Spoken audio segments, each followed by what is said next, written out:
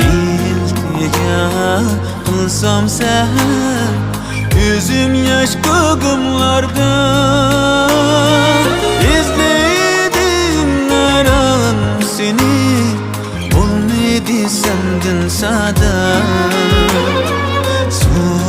sorsam bilmez kişi bu cihan dilsiz bana izledim her an seni olmadı sendin sada sorsam bilmez kişi bu cihan dilsiz bana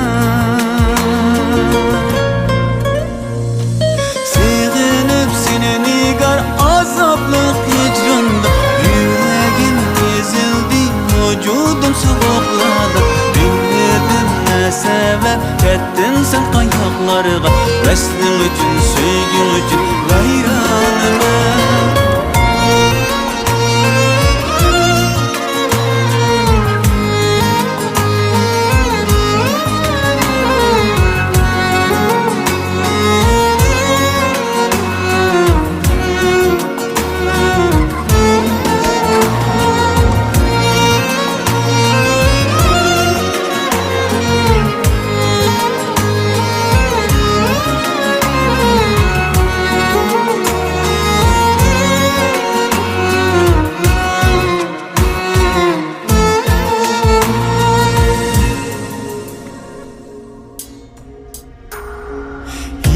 hicranın çölüydü men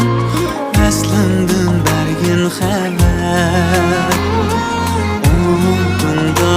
pervane men Alımda solgun nezer İzledim her an seni olmadı sendin sada sorsam bilmez kişi bu cihan dilsiz bana izledim her an seni olmadı sendin sada sorsam bilmez kişi bu cihan dilsiz bana sevinip seni nigar azaplık hicranda yüreğim ezildi vücudum soğukladı bilmedim ne sebep ettin sen ayaklarıma veslim için sevgim için gayranıma